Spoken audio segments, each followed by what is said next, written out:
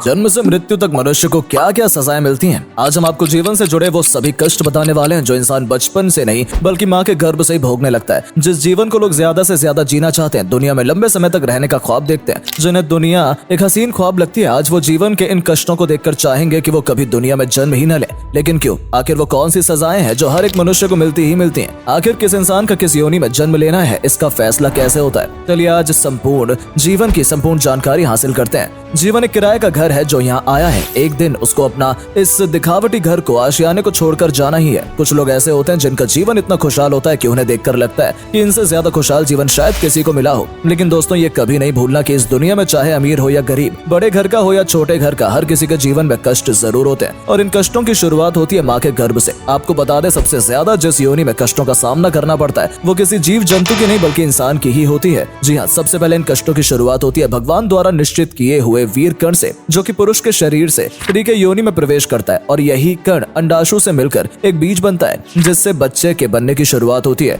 इसके बाद समय बढ़ता जाता है और ये अंडे जैसा रूप बढ़ता जाता है। सबसे पहले सर बनता है, फिर हाथ पैर उंगलियों के बनने की प्रक्रिया होती है। 3 महीने में नाक त्वचा जैसे तत्व बनते हैं और 4 माह में उसे भूख प्यास लगना शुरू हो जाती है और 6 माह में बच्चा गर्भ झिल्ली में घूमने लगता है। बच्चे की भूख तब मिटती है जब माता भोजन ग्रहण करती है। माता के खट्टे ज्यादा मिर्चों का भोजन खाने से बच्चे को पीड़ा होती है। यहाँ बच्चा भले ही सांसारिक मोहमाया से दूर दुनिया के कष्टों से सुरक्षित माँ के गर्भ में होता है, लेकिन वो गर्भ झिल्ली में बिल्कुल स्थिर अवस्था में ही पड़ा रहता है। यहाँ बच्चे को दिव्य शक्ति की मदद से स्मरण शक्ति प्राप्त होती है, जिसमें बच्चे को अपना पुनर्जन्म याद आता है, जो कि इसे बेचैन कर देता है। 7वें माह में बच्चे को यही गर्भ बंद कोठरी की तरह लगने लगता है और यहाँ वो अपने को कैद में पाकर भगवान से हाथ जोड़कर पूजा अर्चना करता है और कहता है कि हे भगवान, भले ही मैंने पिछले जन्म में बड़े पाप किए हैं, मैं अधर्मी हूँ, लेकिन मुझे इस बंद कोठरी से मुक्ति दे दो। इस बात का वर्णन हमें श्रीमद् भगवत पुराण में भी मिलता है, जिसमें बताया गया है कि बच्चा इस वक्त माँ के गर्भ में मल मूत्र रुद्र के बीच घिरा रहता है। पाचन रस की ऊष्मा से बच्चे का शरीर संतप्त होता रहता है और यह कष्टों का भागीदार बन जाता है। इन कष्टों को झेलते हुए बच्चा इंतजार करता रहता है कि वो कब इन कष्टों के जंजाल से बाहर निकलेगा। इस वक्त बच्चा दिव्य शक्ति की मदद से सोचता है कि जीव जंतु के गर्भ में पल रहे बच्चों को तो उनकी बुद्धि के अनुसार सुख दुख का दुनिया में मोहमाया का अनुभव नहीं होता, लेकिन भगवान, मैं तो संपूर्ण इंसानी रूप हूँ, मुझे इस दुख से मुक्ति दे दे। और 9-10 महीने बाद बच्चा आखिरकार माँ की योनि से दुनिया में प्रवेश लेता है। इसके बाद बच्चे को पिछली कोई भी जिंदगी कोई याद स्मरण नहीं रहती और वो दुनिया की मोहमाया से बिल्कुल अनजान होता है और विपरीत गति में आने की वजह से रोने लगता है। लेकिन जब उसे माता पिता से प्यार, देखभाल, अपनापन मिलता है तो वो भी इन्हें ही अपना परिवार मान लेता है और इन्हीं के साथ खुशी खुशी रहने लगता है। लेकिन शिशु अवस्था में भी बच्चे को काफी दुख झेलने पड़ते हैं। इस दौरान वो कोई भी प्रतिक्रिया करने में असमर्थ होता है, चाहे फिर उसे मच्छर काटे या फिर चारपाई पर खटमल का सामना करना पड़े, चाहे इसे कोई मारे या इसके साथ दुर्व्यवहार करे। शिशु रोने के अलावा कुछ नहीं कर पाता और इसे हर तकलीफ झेलनी पड़ती है। बाल्यावस्था से युवावस्था में आने के बाद दुखों का सिलसिला मनुष्य के साथ लगा रहता है। युवावस्था में मनुष्य का मन बड़ा ही चंचल, स्वभाव में क्रोध, प्रेम, सभी भावनाएं अपने चरम पर होती हैं। अगर इस दौरान मनुष्य किसी से ज्यादा प्रेम करे तो उसे दुखों का सामना करना पड़ता है। वहीं अगर स्वभाव ज्यादा कड़क और गुस्सैल होता है तब भी संसार में इसे अपने स्वभाव के चलते लोगों की बातें सुननी पड़ती हैं। और अगर युवावस्था में उसका दिल किसी चीज, इंसान से लग गया और वो उसे नहीं मिला तो मनुष्य इसी क्रोध, ईर्ष्या में अपनी तो हानि करता ही है, साथ में अपने पूरे परिवार के नाश का भी कारण बनता है। इस वक्त मनुष्य का मन समय समय पर भटकता रहता है। सकारात्मक विचारों से ज्यादा उसे नकारात्मक विचार आते हैं और इसी में वो कोई गलत कदम उठाकर अपने भाग्य में पाप का गड़ा भरता जाता है। युवावस्था से थोड़ा आगे बढ़कर जब मनुष्य का विवाह होता है तो जीवन में बहुत बदलाव आते हैं। शादी जैसे बंधन में बंधने के बाद न सिर्फ उसके सर जिम्मेदारियां बन जाती हैं बल्कि वो अपनों से भी दूर होने लगता है। इसके बाद जब संतान जन्म लेती है तो मनुष्य की चिंताएं और बढ़ जाती हैं और अब वो अपना जीवन अपने लिए नहीं बल्कि अपने परिवार के लिए जीता है। काम करता है, सुबह से शाम तक घर से दूर, विश्राम से दूर, पत्नी बच्चों के लिए धन इकट्ठा करता है और इन्हीं जिम्मेदारियों, कष्टों में उसकी जिंदगी बीतती जाती है। बच्चे जब बड़े होते हैं तो वो भी अपने माता पिता के साथ ठीक वैसे ही बर्ताव करते हैं जैसा इन्होंने अपने माता पिता, सास ससुर के साथ किया था, क्योंकि इस मृत्यु लोक में जिसने जैसा बोया है उसे वैसा ही काटना है। अपने पापों के कारण ही उसे संसार में बार बार जन्म लेना पड़ता है। अब मनुष्य बुढ़ापे की तरफ चला जाता है जहाँ उसे अपनी युवावस्था में किए हुए कर्मों के मुताबिक शारीरिक और मानसिक कष्ट भोगने पड़ते हैं। इस अवस्था में मनुष्य ठीक बाल्यावस्था के समान हो जाता है। ठीक जिस तरह बाल्यावस्था में न वो अपने आप खा सकता था, न पी सकता था, न अपनी जिम्मेदारी उठा सकता था, ठीक उसी तरह मनुष्य वृद्धावस्था में हो जाता है जिस वक्त इसके काम, भोजन, धन सभी के लिए एक साथी की आवश्यकता होती है। अगर मनुष्य ने अपने माता पिता के साथ अच्छा व्यवहार किया होगा, उनका ध्यान रखा होगा, खूब सेवा की होगी तो उसे इसका फल अपनी वृद्धावस्था में मिलता है और उसकी संतान उनकी खूब देखभाल करती है। लेकिन अगर मनुष्य ने अपने माता पिता से दुर्व्यवहार किया हो तो उसे इसी अवस्था में अपने कर्म भोगने पड़ते हैं। ऐसे जीवन चक्र निरंतर चलता ही रहता है और जब मनुष्य अपने आखिरी समय में होता है और मृत्यु शैया पर लेटा होता है तो उसे अपनी पिछली अगली जिंदगी सभी कर्म, चाहे फिर वो अच्छे हो या बुरे, सभी याद आने लगते हैं। अब मनुष्य अपने जीवन से इतना तंग हो जाता है कि वो भगवान से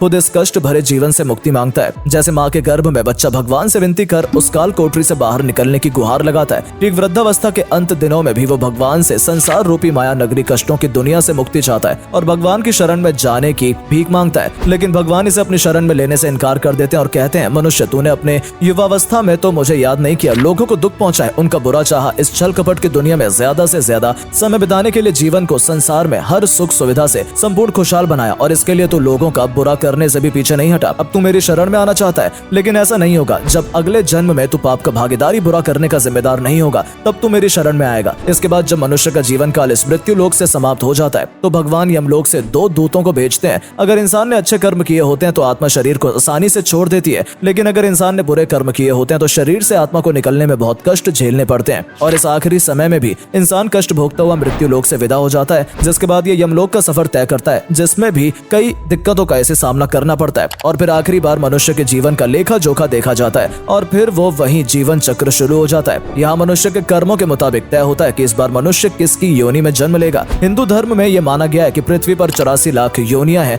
पद्म पुराण में इसका वर्णन मिलता है। पद्म पुराण के वर्णित एक श्लोक के द्वारा ये पता लगा है कि लाख योनियां जल में रहने वाले जीव जंतुओं की है, 30 लाख योनियां भूमि पर रहने वाले जीवों की है, 10 लाख योनियां आकाश में उड़ने वाले पक्षियों की है। पुराण के श्लोक के मुताबिक 11 लाख योनियां कीड़े मकोड़ों की है, 20 लाख योनियां पेड़ पौधों की है, शेष अन्य 4 लाख योनियां मनुष्य की है। बता दे 4 लाख बार आत्मा मनुष्य योनि में जन्म लेती है। ऐसा माना जाता है कि इसके बाद ही मनुष्य को पितृ या देव योनि प्राप्त होती है। जब आत्मा मनुष्य योनि में आकर नीच कर्म करने लगता है तो उसे पुनः नीचे की योनियों में जन्म मिलने लगता है, जिसे वेद पुराणों में दुर्गति कहा गया है। इस तरह अलग अलग कर्मों के हिसाब से अलग अलग योनि में जन्म लेने की प्रक्रिया मनुष्य के साथ चलती रहती है। हर बार मनुष्य अपने कर्म फल भोगने अगले जीवन में कुछ अच्छा करने के लिए संसार में भेजा जाता है ताकि वो अच्छे कर्म कर भगवान की शरण में जग बना सके और ऐसा अवसर सिर्फ कुछ ही महापुरुषों को मिल पाता है, वरना तो मनुष्य ऐसे ही योनियों में भटकता रहता है और कष्ट झेलता रहता है। तो देखा दोस्तों आपने कि गर्भ से लेकर यमलोक तक मनुष्य ने कितनी तकलीफ झेली। अगर आप इस सब से बचना चाहते हैं तो अच्छे कर्म करें, सबके साथ अच्छे से रहें और भगवान में श्रद्धा आस्था रखें। वीडियो अच्छी लगी हो तो इसे लाइक शेयर और पेज को फॉलो करें।